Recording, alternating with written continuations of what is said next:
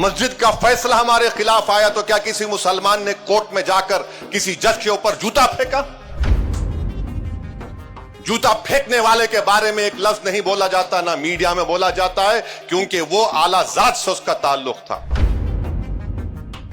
ملک کی تاریخ اٹھا کر پڑھ لو، جو لوگ آج مسلمانوں کو گالی دیتے ہیں اور وفاداری کا سرٹیفکیٹ ہم سے پوچھتے ہیں، اتنا سب ہم نے سہا اور کل بھی سہیں گے، مگر وطن سے نفرت کے مظاہرے نہیں کیے۔ اقتدار پر بیٹھ کر ظلم کرنے والوں سے ہم نے کہا کہ تم ظالم ہو، ہم تم سے نفرت کرتے۔ تم مسلمانوں کو اگر تم دبا رہے ہو تو تم بھارت کو کمزور کر رہے ہو۔ اور پھر آپ دیکھتے ہیں کہ اس لمبے ہمارے ملک کے سفر میں 62 دسمبر میں کشمیر میں رسول اللہ صلی اللہ علیہ وسلم کا منہ مبارک چوری ہو گیا۔ کیا آپ جانتے ہیں کہ 8 لاکھ مسلمانوں کو اس وقت ایسٹ پاکستان میں ڈھکیل دیا گیا؟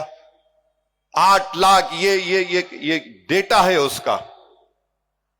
فسادات کتنے ہوئے؟ نلی کا میسکر ہوا آسام میں، آپ نے دیکھا فساد ہوا ہاشم پورہ کا، ملیانہ کا، ہم اور آپ نے دیکھا گجرات میں، بلکہ 69 کا فساد تو 2002 سے بدترین تھا۔ پھر 2002 کی نسل کشی ہم نے دیکھی، 2019 کا دلی کا فساد دیکھا، حیدرآباد کے فسادات ہم نے دیکھے۔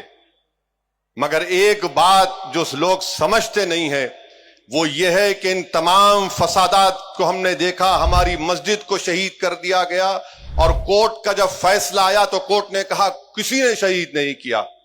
سپریم کورٹ کا فیصلہ آیا تو کہا کہ آستھا کی بنیاد پر مسجد آپ کو نہیں دی جا سکتی۔ ملک کی تاریخ اٹھا کر پڑھ لو، جو لوگ آج مسلمانوں کو گالی دیتے ہیں اور وفاداری کا سرٹیفکیٹ ہم سے پوچھتے ہیں، اتنا سب ہم نے سہا اور کل بھی سہیں گے، مگر وطن سے نفرت کے مظاہرے نہیں کیے۔ اقتدار پر بیٹھ کر ظلم کرنے والوں سے ہم نے کہا کہ تم ظالم ہو، ہم تم سے نفرت کرتے۔ تم مسلمانوں کو اگر تم دبا رہے ہو تو تم بھارت کو کمزور کر رہے ہو۔ اگر بھارت ایک دنیا کا امن گاہ بننا چاہتا ہے، ایک ڈیولپ کنٹری بننا چاہتا ہے، کیسے بنے گا جب آپ 19 کروڑ مسلمانوں کو اس طرح حقارت کی نظر سے دیکھیں گے، ان سے ناانصافی کریں گے؟ اور سمویدھان میں رائٹ ٹو ایکوالٹی جو ہے وہ سبسٹینٹیو ایکوالٹی ہے، آپ اس کو بھول جاتے ہیں۔ مسجد کا فیصلہ ہمارے خلاف آیا تو کیا کسی مسلمان نے کورٹ میں جا کر کسی جج کے اوپر جوتا پھینکا؟ جوتا پھینکنے والے کے بارے میں ایک لفظ نہیں بولا جاتا، نہ میڈیا میں بولا جاتا ہے، کیونکہ وہ اعلیٰ ذات سے اس کا تعلق تھا۔ ہماری وطن سے محبت ہے اور رہے گی۔